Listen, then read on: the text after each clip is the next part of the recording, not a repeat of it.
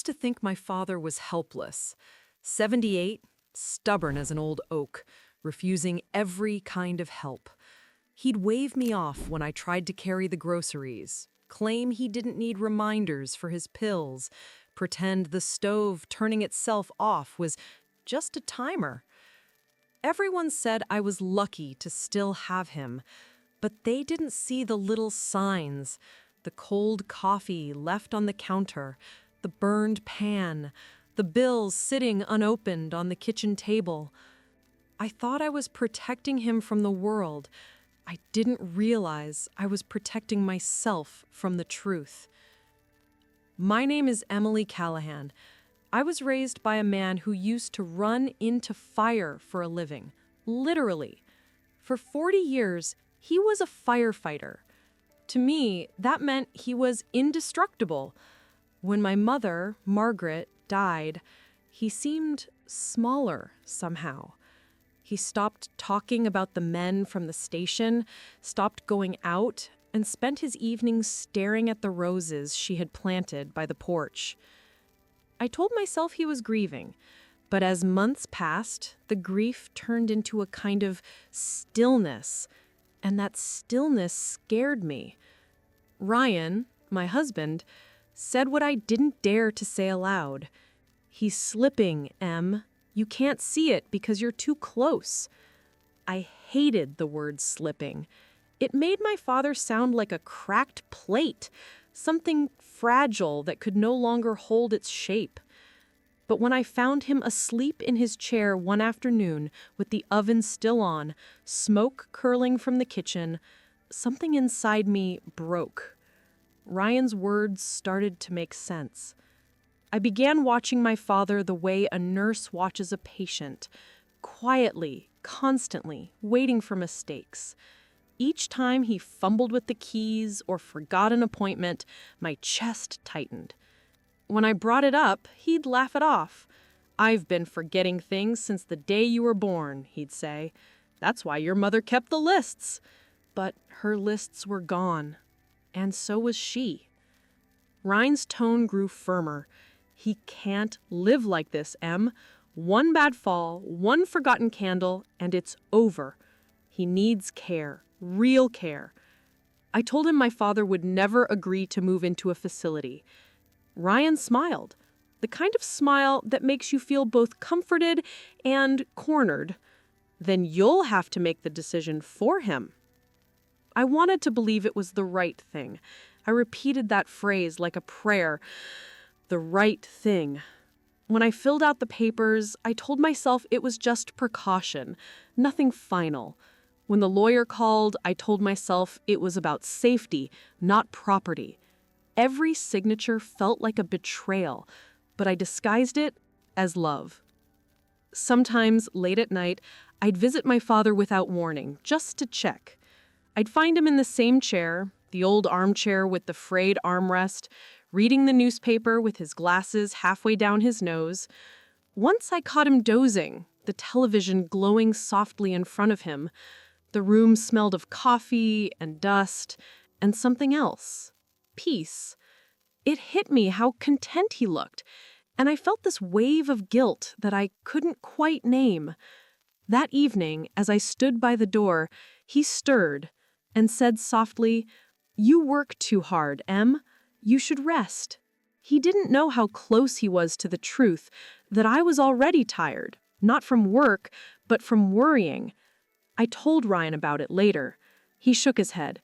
"You can't let a moment of sentiment undo what's necessary. It's time to move on, Emily." That night, I lay awake, staring at the ceiling, replaying his words. It's time to move on. But something deep inside me whispered back, "Move on from what?" Ryan always had a way of making things sound simple, logical. He'd pour his morning coffee, flip through his emails, and talk about my father's situation as if it were a business problem to solve, not a man's life. "The house is too big for him, Em. It's falling apart and you know it. If we sell now, he can move into Riverview. Good doctors, meals, community. It's the responsible thing." responsible. That word felt safe, almost noble. He made it sound like compassion dressed in spreadsheets. And for a while, I believed him. I'd met Ryan 10 years earlier when he was everything I thought I needed. Calm where I was anxious, decisive where I hesitated. He'd built a career in finance, the kind of world my father never understood. When we got married, Ryan promised he'd take care of things. I'd grown up watching my mother shoulder every responsibility while my father ran toward danger. Maybe that's why I married a man who ran from it. When Ryan spoke about Riverview, I could picture it perfectly. Clean white halls, gardens, nurses who called the residents Mr. and Mrs. It sounded like safety, and safety was easier to imagine than guilt. One Sunday morning, we drove past my father's house on our way to brunch. Ryan pointed to the porch where Dad sat with his coffee mug. The same one my mother used to tease him about. Cracked handle, faded logo. He shouldn't be alone like that, Em. He's falling apart, and you know it. If we sell now, he can move into Riverview, good doctors, meals, community. It's the responsible thing. Responsible. That word felt safe, almost noble. He made it sound like compassion dressed in spreadsheets. And for a while, I believed him. I'd met Ryan 10 years earlier when he was everything I thought I needed. Calm where I was anxious, decisive where I hesitated. He'd built a career in finance, the kind of world my father never understood. When we got married, Ryan promised he'd take care of things. I'd grown up watching my mother shoulder every responsibility while my father ran toward danger. Maybe that's why I married a man who ran from it. When Ryan spoke about Riverview, I could picture it perfectly. Clean white halls, gardens, nurses who called the residents Mr. and Mrs. It sounded like safety, and safety was easier to imagine than guilt. One Sunday morning, we drove past my father's house on our way to brunch. Ryan pointed to the porch where Dad sat with his coffee mug, the same one my mother used to tease him about. Cracked handle, faded logo. He shouldn't be alone like that, Em. He's just sitting there waiting for something to happen. I looked, and for a moment I saw what Ryan wanted me to see. An old man fading into the background. But then, Dad raised his eyes, caught our car at the corner, and smiled. Just a small wave, like he knew I was watching. I waved back before Ryan could say another word. That night, he brought it up again. You know, Margaret left you a big responsibility. You're his only family now. I know, I said quietly. Then start acting like it. It was a knife wrapped in reason. Later, I found myself defending my father to Ryan, something that never went well. He's not helpless. He just needs... Needs what, Em? A reminder that he's getting old? He sighed, shaking his head. You can't keep pretending everything's fine. He almost burned the kitchen down. Next time it could be worse. The mention of the stove hit me hard. The image of smoke curling through the kitchen flashed in my mind. My hands trembled just thinking about it. Ryan's voice softened. I'm not the enemy here. I care about your father too, but you can't fix this by visiting once a week. He needs supervision. Structure. Structure, I repeated, like the word could somehow hold everything together. He moved closer, lowering his voice. You've done more than most daughters would, but there comes a point when love looks like letting go. I hated how easily those words fit into the cracks of my heart, because part of me was exhausted, tired of worrying, tired of being the only one holding the line. Maybe letting go wasn't selfish. Maybe it was mercy. Ryan saw it in my face. He always did.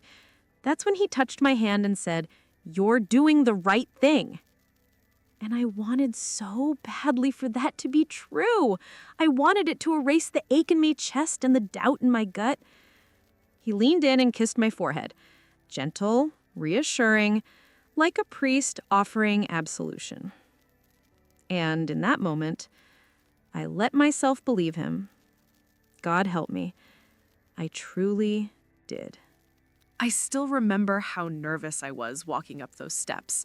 The porch light flickered the same way it used to when I came home from high school dances, and for a moment, I almost expected my mother to open the door instead of him.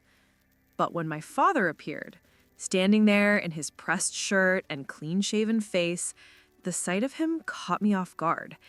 He looked like he was expecting company, like it mattered to him. Inside, the table was already set. 2 candles flickered in the center next to a vase of fresh flowers. The smell hit me first, chicken and dumplings, my mother's recipe. My father hadn't cooked that in years. Ryan brushed past me before I could say anything, taking off his coat like he already owned the place. He gave Dad a polite smile that didn't reach his eyes. "Smells great, Henry," he said, settling into my mother's old armchair. I stood there awkwardly for a second, holding my purse like a shield. "Dad, you didn't have to go through all this trouble," I said. He smiled faintly. "It's not trouble, Em. It's family." Something in his voice made my throat tighten. I looked down at the table, the embroidered cloth, the silverware polished to a shine. He'd even placed my mother's favorite china, the set she used only on birthdays. I remembered her hands setting that same table years ago, her laughter in the kitchen, the way she'd hum while she cooked. For a moment, I couldn't breathe. Then Ryan cleared his throat, breaking the spell. "Henry, we should talk about those papers." My father's smile faded. "Papers?" I shot Ryan a look, a silent plea to wait, to ease into it, but Ryan never waited. He slid the manila folder onto the table and folded his hands like he was closing a deal. He said, "It's about transferring ownership of the house, so you can move into Riverview. You'll be comfortable there." Dad looked at me, not him. "Emily?" The sound of my name was soft, almost gentle, but I couldn't meet his eyes. "Dad, we've talked about this. The house is too much for you now. It's not safe. We just want you to have help." "I don't need help," he interrupted. His voice wasn't angry, just steady. "This is my home." Ryan leaned forward. "Henry, this isn't about pride. It's about safety. You're alone most of the day." "I'm not alone," my father said, still looking at me. "You visit." The words hit me like a knife. He said them as a statement, but it felt like a question, one I didn't know how to answer. Ryan pushed on. "The community is waiting. We've already arranged everything. All that's missing is your signature." The room felt smaller suddenly. My father's hand rested on the edge of the table next to the papers, but he didn't touch them. His eyes went from Ryan to me, searching, and for the first time in my life, I couldn't hold his gaze. He said, "I thought this was a conversation, not an ambush." I wanted to speak, to tell him that it wasn't meant to be cruel, that I truly believed it was the right thing, but no words came. Only silence. Finally, he pushed the papers back toward Ryan. "Not today." Ryan exhaled sharply, his patience slipping, but I couldn't look at him. My father's eyes, calm, unflinching, pinned me to my seat. There was no anger there, just something deeper, older, something that made me feel like a child again, standing in the doorway after breaking something I couldn't fix. And in that moment, I saw something in his eyes I hadn't seen in years, and it terrified me. After that dinner, something shifted in the air between us. My father stopped calling, stopped answering when I did. When I finally drove by the house a few days later, the curtains were drawn and the porch light was off, even though he never went to bed before 10. It was as if he'd quietly shut the world out and locked me on the other side. Ryan said I was imagining it. "He's just sulking because he didn't get his way," he told me, barely looking up from his laptop. "Don't let it get to you, Em. He'll come around once he realizes he can't manage that place alone." But he didn't come around. If anything, he grew quieter. Each time I passed by, I saw less of him. No car in the driveway, no movement through the windows. Just stillness. And that silence began to gnaw at me. One night, I tried to explain it to Ryan. He's not angry. It's something else. He looked different that day, like he knew something. Ryan leaned back, crossed his arms. He's hiding something, he said flatly, probably trying to make us feel guilty. That's not fair, I shot back. You didn't grow up with him. He's not manipulative. He cut me off. Then what is it, Emily? You think he's just sitting there baking cookies? The man's stubborn as a wall. I'm telling you, he's planning something. You'll see. I hated how confident he sounded, because the more Ryan insisted, the more I began to wonder if he was right. My father had always been a little mysterious. My mother used to say he carried two kinds of silence, the kind that soothed and the kind that warned. I never knew which one we were living in until it was too late. That week, I found myself going through old boxes at home, looking for anything that might explain this distance. In one of them were some of Mom's things I'd never had the courage to open after she passed. Inside were letters, receipts, and photographs. There was one of my father, much younger, standing beside a fire truck with two medals pinned to his chest. I'd seen it before, but this time I noticed something, the look in his eyes. Determined, proud, and secretive. Margaret had always said, "Your father doesn't talk about everything he's done because some things can't be put into words."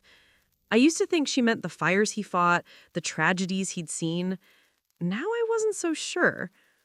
Later that night, Ryan caught me staring at the picture.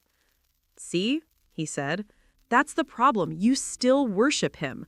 You don't see how he manipulates you by doing nothing. That silence, it's a trap, Em. He makes you feel guilty so you'll fold." I didn't want to believe that, but his words stuck like splinters. Maybe Dad's silence was a kind of control. Maybe I just couldn't see it because I was still trying to be the little girl who earned his approval. Days passed. My calls went unanswered. Then, one evening, as I was driving home from the grocery store, I saw a faint light glowing through the curtains of his study, long past midnight. For a moment, I almost pulled over, almost went to the door. I even pictured myself knocking, asking if he needed anything, pretending it was just a coincidence that I was there. But something stopped me. Maybe it was pride. Maybe it was fear. All I know is that I sat in the car for a long time, watching that light flicker behind the curtains, wondering what he was doing, what he was thinking, what he might have found. It was the first time in my life that I was afraid of my own father. When Ryan said we needed to go back to my father's house, I felt something sink inside me. The way he said it, calm, deliberate, like a man preparing for battle, made me realize this wasn't about family anymore. It was about winning. I told myself it would be different this time, that maybe we'd talk, really talk. I'd apologize, explain, find some middle ground. But as we pulled into the driveway, I noticed the blinds were open, the porch swept, and the curtains freshly washed. My father's house looked alive again, and that unsettled me more than the silence had. He opened the door before we could knock. There was something different about him. His shoulders were squared, his eyes clear, his voice steady when he said, "Come in." I'd expected anger, maybe disappointment, but what I felt in the room wasn't hostility, it was control. Calm, practiced control. Ryan started first, as always. "Henry, we don't want another argument. Let's just settle this the right way." He placed a folder on the table, his voice smooth but sharp. "We can sign everything today and save everyone the trouble." My father didn't even glance at the papers. He gestured to the desk behind him. "I think you should look at something first." There was a folder there too, thick, bound with twine. Ryan frowned, but picked it up, flipping through the pages. I watched the color drain from his face. He looked like he'd been punched without being touched. "What is this?" he asked. My father's answer was quiet. Proof. I took a step closer, peering over Ryan's shoulder. Deeds, statements, old letters, and one document with a familiar signature at the bottom. Margaret Callahan. My mother's will. My hands went cold. Ryan stammered, This can't. But my father cut him off. It does. Every account, every property, every decision your wife made, it's all right there. I own the building you live in, the one you've been paying rent for. The money you thought was going to some company, it's been going into my account for years. The words hung in the air like smoke. Ryan blinked, jaw tight, trying to regain control. You're bluffing. You wouldn't throw your own daughter out of her home? Dad didn't raise his voice. I wouldn't. But I also wouldn't let my daughter's husband steal what her mother built. He turned to me, eyes burning. Emily, say something. But I couldn't. My throat was dry, my body frozen. I wanted to tell my father I was sorry, that I didn't know. But the guilt sat too heavy in my chest. And beneath that guilt was something worse. The realization that I had believed every word Ryan ever fed me. Finally, I managed, Dad, I'm pregnant. For a second, everything stopped. His eyes softened, just barely. He looked at me the way he used to when I scraped my knee, with quiet worry and something like love. Congratulations, he said softly, but that doesn't change what's right. Ryan groaned, pacing, pulling at his tie. You can't do this! Not to your own daughter! Not to your grandchild! My father didn't flinch. I'm not taking anything from my grandchild. I'm saving what's left for her. And that was when it hit me. The truth I'd been running from. My father wasn't losing control. I was. Every choice I made, every word I signed, every silence I kept, it had all led here, to this moment, where love and betrayal were the same thing. He looked at me, not angry, not broken, just done. And I knew, in that silence, that I'd lost him. The courthouse smelled like polished wood and nerves. My palms were damp, and no matter how many times I wiped them against my skirt, they wouldn't dry. Ryan walked beside me, shoulders squared, confident as ever. Well, I felt like I was walking into a storm I'd helped create, but no longer understood. People stared as we entered, maybe because of my rounded belly, maybe because of the man walking a few steps behind us. My father. He looked calm, almost peaceful. That quiet steadiness only made the panic inside me grow louder. Ryan whispered, "Stick to the plan. Don't let him make you feel guilty," as if guilt were something I could turn off. When the hearing began, the lawyers started circling each other like boxers. Ours went first, painting a picture of my father as fragile, forgetful, incapable. Words like unfit and mentally declining echoed across the courtroom. Each one hit me like a slap. I kept my eyes on the table, afraid to look at him. The opposing lawyer, my father's, spoke next. His tone wasn't loud or dramatic, just precise, patient. He presented documents, photographs, financial statements, and then that folder, the one my mother had left. I couldn't breathe when I saw it again. Ryan leaned close to me, his breath sharp with frustration. "It's all smoke and mirrors," he muttered. "He's bluffing. Trust me." But I didn't trust him. Not anymore. My father didn't speak until the judge asked him directly, "Mr. Callahan, would you like to make a statement?" He stood slowly, leaning on the table for support, not because he was weak, but because he chose his movements the way he chose his words. Carefully. He said, "I worked 40 years as a firefighter. I spent most of my life running into places other men ran out of. My wife, Margaret, handled the rest. The house, the bills, the small miracles that make a home. She knew me better than anyone, and before she died, she left me something to protect what we built." He didn't look at Ryan. He looked at me. And in that moment, I wanted to disappear. He continued, his voice steady. "This isn't about pride. It's about truth. My daughter thinks I can't take care of myself, but the truth is she stopped seeing me a long time ago. She started seeing the man her husband described, and I let her. I felt the tears before I realized I was crying. The judge studied my father for a long time. Then, almost unexpectedly, he asked, "Mr. Callahan, do you remember the summer of 1972? My father blinked, caught off guard. "Yes, Your Honor, the Maple Street fire." The judge nodded. "You pulled a woman out of that building. She was my mother." The room went still. Ryan shifted uncomfortably, but no one else moved. The judge removed his glasses and said quietly, "I never forgot your face. You told me not to be afraid, and I never was again." The silence that followed felt endless. My father stood there, humbled but unshaken. Ryan's jaw tightened, but I couldn't look at him. All I could see was the man in front of me, the one I'd tried to take everything from. The judge cleared his throat and turned to the clerk. "All claims against Mr. Callahan are dismissed. Ownership remains solely in his name. The court finds no evidence of incapacity." The gavel came down hard. Ryan cursed under his breath, fists clenched. I didn't.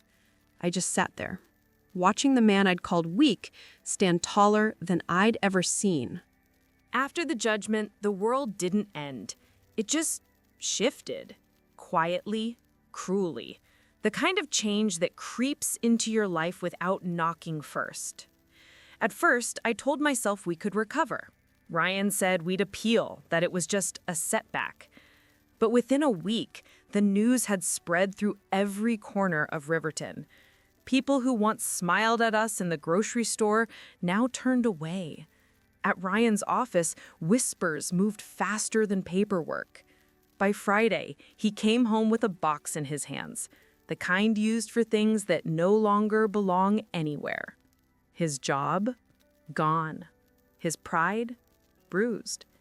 He blamed my father. Of course he did. "You think they'd have fired me if it wasn't for that old man's stunt and court?" he shouted. "You saw the judge, Em. He was practically worshiping him." I didn't answer, because deep down I knew it wasn't the judge who ruined him. It was the truth. Days blurred into arguments, nights into silence. The apartment, the one my father owned, felt like a cage we were both rattling inside.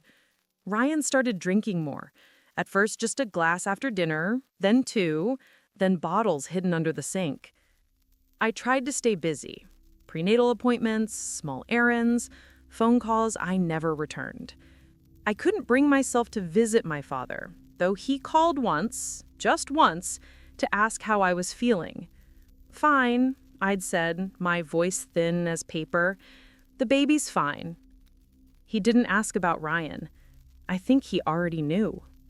The breaking point came one humid night in August. The air was heavy, the kind that sticks to your skin. Ryan came home late, reeking of whiskey. His tie was gone, his eyes red. "You've been talking to him, haven't you?" he slurred. "Your dear old dad." "I haven't," I said quietly, though part of me wished I had. He laughed, a hollow, ugly sound. "You think you're better than me now. You think that court made you pure? You were in it with me, Emily. Every signature, every lie, yours too." He wasn't wrong, and maybe that's what hurt the most. When I didn't answer, he grabbed his keys and muttered, "I'll make him pay for this." Then he was gone, stumbling down the street toward my father's house. I stood there frozen, hand over my belly, heart racing. For a second, I thought about letting him go, pretending I hadn't heard. But something stronger than fear pushed me out the door. By the time I reached the house, Ryan was pounding on the front door, shouting my father's name. "Come out, old man! You think you can take everything from me?" The porch light flicked on. My father opened a door, calm as ever. "Go home, Ryan," he said softly. Ryan staggered closer. You think you won? You think this is over? Before I knew it, I was between them. Stop, I screamed. Just stop. Ryan's face twisted, confusion and rage tangled together. You're taking his side now? He asked. I'm taking my life back, I said. My voice surprised me. Steady, final. He stared at me for a long moment, then turned away. No more words. Just the sound of his footsteps fading down the street. When Ryan stumbled down that street for the last time, I thought I'd feel free. But freedom without forgiveness is just another kind of prison. Autumn came quietly that year, like the world had decided I'd had enough noise.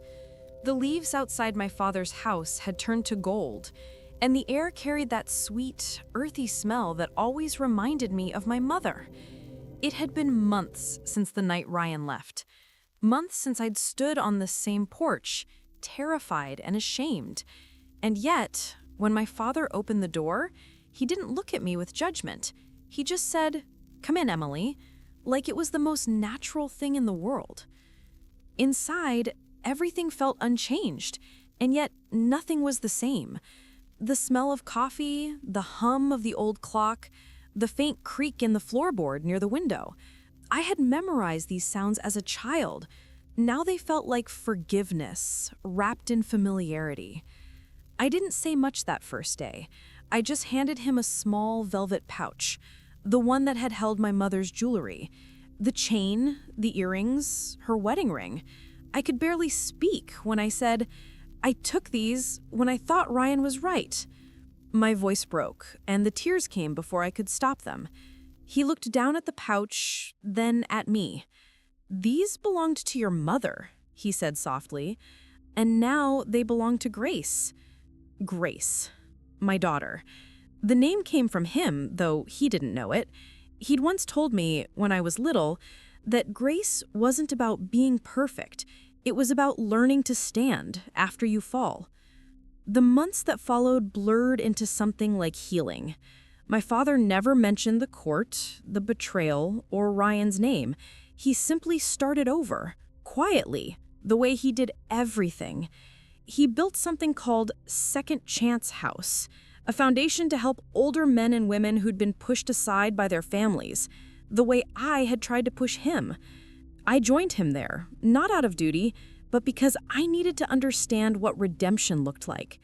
Every morning we'd sit at the kitchen table while volunteers came and went. He'd sip his coffee, reading through paperwork, and I'd watch him, wondering how a man could lose so much and still find it in himself to give more.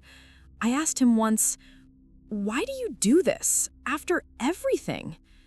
He smiled, faintly. "Because, love doesn't vanish when people disappoint you, it just waits for them to remember what it is."